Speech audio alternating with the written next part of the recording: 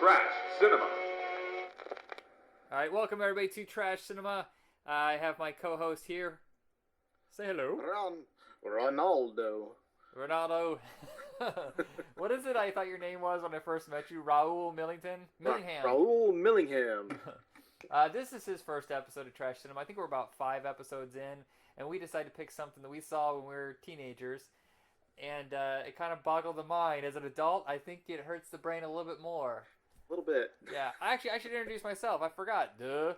My name is Michael. This is something that I started. It started off as a blog about 2007. I started watching trashy movies again, and I decided some of these are really off the wall and bizarre. I should write about them. And then I reflected on the fact, where did this first start? And it started because around 91, we started watching trashy movies on purpose. Yeah. I would say probably the worst one. We should at some point need to find a copy of the very first movie that prompted us to go, we got to watch trashy movies from now on. You remember what it was? I don't know if it's the first one. I figured that the one that we thought was the worst one was The Chair. The Chair. The Chair. We've seen a lot of movies since then. I'm not sure if that still holds the bar, No, you know. But right I don't now, know. This one's this one's one's right bad. Oh my God! At the time we saw this, we saw this and The Chair really close together, and it must have been our love of like comic booky things and superhero, and the fact that we were 15 that we didn't think it was that stupid. Now, as adults, 20-something years later, my brain hurts a little bit. I think I have a little bit of damage. Your idea what good acting is matured a little bit. Yes. All right. So our first movie, actually, it's a Gene Simmons double feature. First movie is Kiss meets the Phantom of the Park. Okay, so Kiss is in the title. Everybody talks about Kiss, but did you notice that Kiss doesn't even show up until like a half hour into the movie? Right. What is that about? Everybody talks about Kiss. You see pictures everywhere. You see statues, but you just keep waiting around going, any moment now. Okay, come on. Let's show up. And I think maybe a third of their performance is them just doing songs, which kind of makes sense, but kind of not. It's just like, well, this is just filler. This is their help, I guess. The Beatles, yeah. Yeah, their help. I was going to say, you can't even compare the two movies. Not that I'm a huge Beatles fan, but man. There's at least some good comedy in that. Yeah. The thing about Kiss Meets the Phantom of the Park is basically the plot boils down to this guy has a amusement park. I think it's not one of the big ones. It's kind of like the way it was for us, Cedar Point. Right.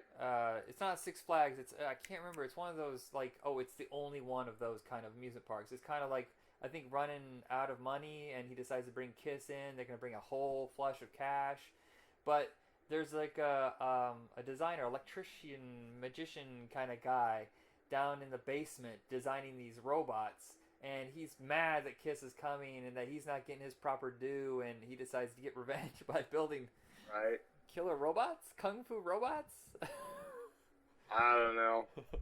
And it's Magic Mountain. Six Flags Magic Mountain. Oh, so it is a part of Six Flags. Right. I thought Magic Mountain was its own thing. It may have been at that time. Who knows? I don't want to read that deep into it. No. So the movie starts off well. Of course, it gives us one of their biggest hits, Rock and Roll All Night. How can you not love that movie?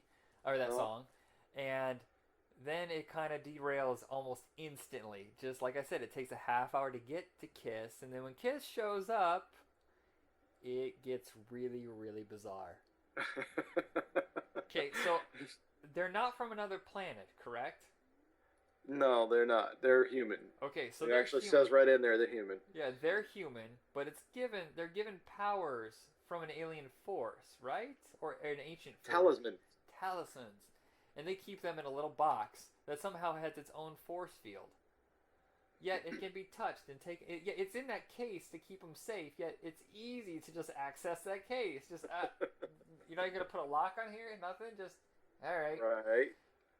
And those talismans give them their powers, which are really weirdo powers. We can expect. Well, was this late? When was this? This was 77 or 78, I think. Right. And, for TV, that had to be pretty big budget. You got lots of special effects. Yes, they are severely dated special effects. You know who produced this is Warner Brothers. Or not Warner Brothers, Hanna-Barbera. Really? Yeah. Just no way. Yeah, it's one of their few live action things. I think after this, they're like, we should probably just stay in animation. We're good. We're good. And the weird thing is, Kiss started off as kind of like a hard rockin' blues band that did very well, on the road. Like their live shows are amazing. But I think by the time this movie popped around, I think that kind of grown-up edge was dying off. Grown-ups and teenagers can be fickle. That they can change on a moment's notice. But Right. they decided to switch to kids and focus on being superheroes. Because you remember they had a Marvel comic book. They put their own blood into the Marvel comic book, and everybody was like, "What?" And they had action figures. I was actually terrified of Kiss when I was a child. I was about 4 or 5 when I saw them in the makeup. It was pretty much towards the end of the whole makeup thing. Wow. I'm kind of glad we kind of hit the tail end of that one. Yeah, well, we also got to miss them going disco on us, which is... Oh my gosh. Oh, boy. I was made for loving you, baby. That was awful, but somehow that was better than his singing in that song. Now, you and I caught Kiss more towards the hair metal years. Right. Yeah, Right. I remember really loving that album, Revenge. Because it was when they ditched the ballads, and then they just kind of went, like, just dirty, almost grunge. And I was like, Right. yeah, I can get into this. And then they went back into the costumes again. I was like, come on. Well, when oh my gosh, grown men jump back. Anyway. It was a nostalgia money thing. We both know this. This was just to get, hey, you know what? Revenge did well, but people are clamoring for this. Be the one time I'd be happy to have nosebleed seats so I don't have to see them up close. The makeup, it's giving me a rash. Oh, God, my arthritis. Oh my gosh. Well, I have to give them props though. They can still sing. They can still do their thing. It's just holy cow. Well, according to the production history of this movie, I don't know if Peter Criss has ever really been able to do his thing beyond basic drumming because he is not even in the movie. Him and Ace Frehley are barely there. They didn't show up to do hardly any of their stunts. There's so many scenes where they have people just filling in for them. Did you notice that? Yeah. I mean, obviously they're going to have some people come in and do the stunts. They're not going to have Gene Simmons go out on a wire. I mean, the man weighs basically the size of a truck. It's going to break every wire. So no. And I'm pretty sure their martial arts skills are non-existent. Yeah. But you literally see Ace Frehley has a black stuntman. Seriously? Yeah, there's a point where they're fighting in the basement. They're fighting I think the werewolf, the mummy, the classic monster robots. And you see that Ace Frehley is clearly black. And you're like... Oh, I missed that. Yeah. Does that mean I have to watch this again to see No. But I'll give the movie credit. It's so insanely bizarre that somehow it's charming in the fact that it's so weird. I mean, the giant cat monsters that were jumping off the roller coaster at them? What was Right. that? Homage to Planet of the Apes? I don't know. I don't know. The whole movie it's kind of a homage to horror flicks. Right. Because, I mean, you have the Phantom of the Paradise, which is like Phantom of the Opera, then you have all the classic Mummy and stuff like that pop in. So it's like trying to do a superhero movie mixed with monsters, because they know when you're 13, that's the coolest thing ever. Right. I'd have to agree with you there, even though it seems really, really bad at first when you really think about it, and as in its entirety. It's definitely going to have a cult following if it doesn't already. Right. I mean, Hanna-Barbera, because of they're not stupid. They know that they got something Right. going. Sorry, I interrupted you. Go ahead. No, that's fine. Obviously, it's going to have a Kiss following because Kiss Army is going to be all over this just because. But for the others, us mere mortals, I don't know. I could see it definitely has some sort of a value to it, but Well, for a long time, it was lost. I think the band was ashamed of it. Like the way they're ashamed of The Elder, which was supposed to be another Kiss movie. It's weird they have a soundtrack to a movie that never happened. Like, that Right. usually doesn't happen. They usually make the movie first, and then they go, well, let's work on the soundtrack now. And they're just like, hey, no, we got nothing. We're just pretend like we don't even have an album. Look away, look away, look away. And so go ahead. that didn't happen at all? No, it never happened. I looked for it for years until I found out that it was a soundtrack. It says soundtrack to or music from The Elder. Music from the Elder. Right. So I don't know if I have this wrong, that it was never actually intended to be a soundtrack. But there is a guy out there right now trying to raise money through Kickstarter to make a movie out of The Elder. It's a great album, and the fact that Kiss was ashamed of it, it hurts because they're trying something so unique. Huh.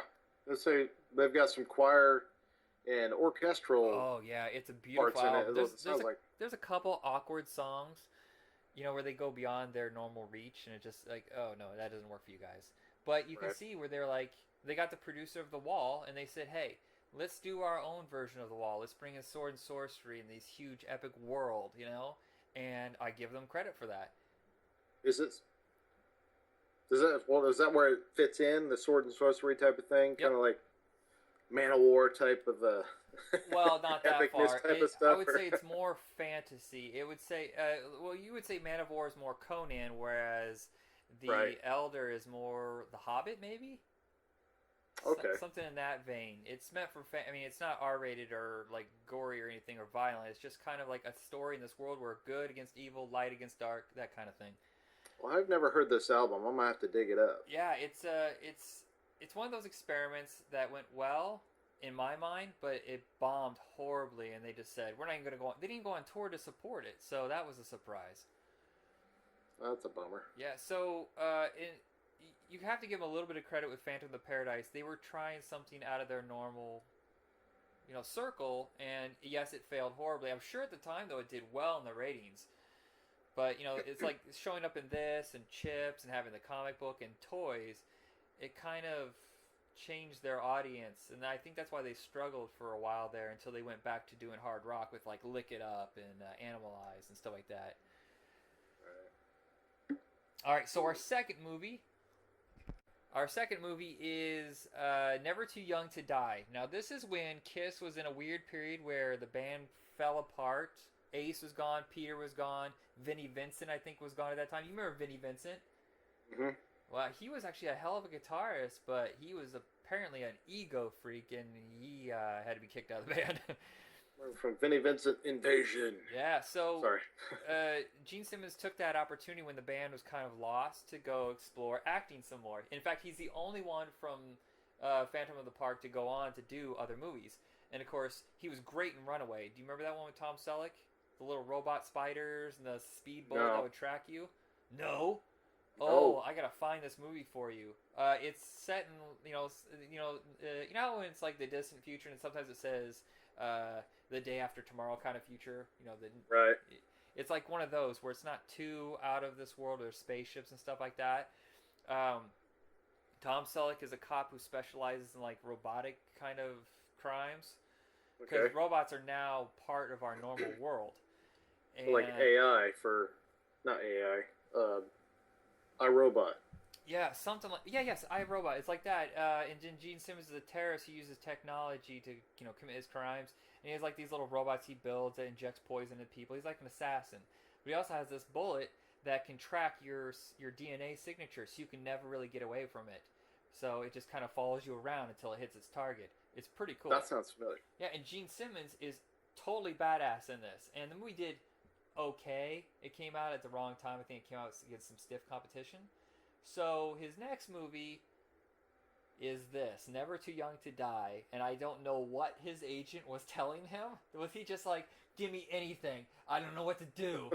There's no tour going on. I can't do a Gene Simmons voice, but it's really like, unholy. It's a really deep, raspy voice. And he ends up getting Never Too Young to Die from this company that had never made a movie before, Paul Entertainment. And it was starring John Stamos as a gymnast whose dad is a secret spy, George Lazenby. Right. Who is considered probably the worst James Bond, but I actually kind of like the movie he was in. But here's the funny thing is George Lazenby, he was in on Her Majesty's Secret Service. I did not know that. Oh, well, I thought he looked familiar. But... Yeah. He quit the James Bond movie even though he had a contract saying that James Bond was behind the times. Then you fast forward 10 years later, and the only jobs he can get are jobs where he's playing James Bond types. Secret agents. Yeah, secret agents and spies and government agents, and it's just ridiculous. Awesome. So he's John Stamos' dad. He gets kidnapped, and now they're after John Stamos because he has some special key to some bomb or something. Here's one of these movies where I just watched 3 weeks ago. I can't remember much. That's not good. this is this honestly impressed me more than I thought it would. Like I told you, I watched a little bit of it when we decided to do this, and finished watching it this morning, and I actually kind of like it. Honestly, It's a weird movie, though, isn't it? I mean, yeah, let's just break it down to the fact that Gene Simmons is a transvestite terrorist, which yeah. I don't think has ever been done ever. Was it? I don't know. They called him a hermaphrodite in the movie. Oh, was he? Okay, okay. I think so. So I was like, "Give me anything. Give me any part. I don't care. I just want to work." Well, here's this part here. But you have to give him credit. He did not pull back at all. He went full bore. Yeah, he did. Just chewed every scrap of scenery, and you're just like, "This movie's okay, but that is awesome." I was impressed. So, there's some names in here, and some I don't know, but some I've looked familiar to me. One in particular that sticks out to me is Riley, the one that pops in like third of the way into the movie. Robert Englund, like, oh. Oh yeah, this must have been right after Nightmare on Elm Street because they say like special appearance by Robert Englund, if I remember correctly. I'm not even sure he was originally supposed to be in the movie. Awesome. Well, that just made my day, honestly. Yeah. And I like his friend, the little gadget guy. It's like his own personal Q. You know, he designed that gun with the little. What exactly did that gun do? I don't know. It looked like it shot out flaming bolts that fell on 10 feet. Looked like my old Red Ryder BB gun. You could see the BB just fall out the barrel at the end, you know? It wasn't the intention, though. Those little... No. They're not bullets, but they're like little canisters filled with, like, fuel or something, and they would shoot out, hit your target. It would attach to the target, and then it would explode. So I kind of... It was cool explosion. Yeah, I thought he was a cool character, and I was like, he got like a James Bond Jr. going here. Cliff. What a name. Anyway... But John Stamos is not that bad. I thought maybe for his first performance or his first movie, it'd be like, oh, this isn't going to be good. I was actually, he's kind of fun. Yeah, yeah. So when did Full House come out? It came out the year after this.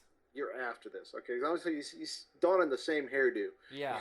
Well, he was in a TV show with Jack Klugman called You Again when this was being filmed, and then that got canceled, and then he went right into Full House. That's when the mullet went supernova. Right. Robert should be in on this. Anyway. Yeah, you know what's funny is I think we know of both movies because of Robert, because he was a huge Kiss fan, and I really never even listened to Kiss until he got me into it, and I don't think you were either, really. My stepdad really loved them as well, so he probably had every album, and I mean album, which was cool, honestly, because we had every Beatles album, every Kiss album, you know. But anyway, I digress. So I was not like I wasn't exposed to them. I just had other interests, so a little heavier interests. So I would say if you're a hardcore Kiss fan, check out Kiss Meets the Fan of the Park. If you are just interested in like cult, weird movies and stuff like that, Never Too Young to Die. Both I would not say are good movies, but they're entertaining movies. And actually, while we have a couple minutes, there is one movie that we love with Gene Simmons. He's only in a small part of it from the same year, and it's called Trick or Treat. Right. Trick or Treat is one of those rubber reality movies, you know, that Nightmare on Elm Street kind of started, where it's like a slasher horror movie, but it's out of our normal realm, where there's special effects and dimensions and stuff like that, and ghosts.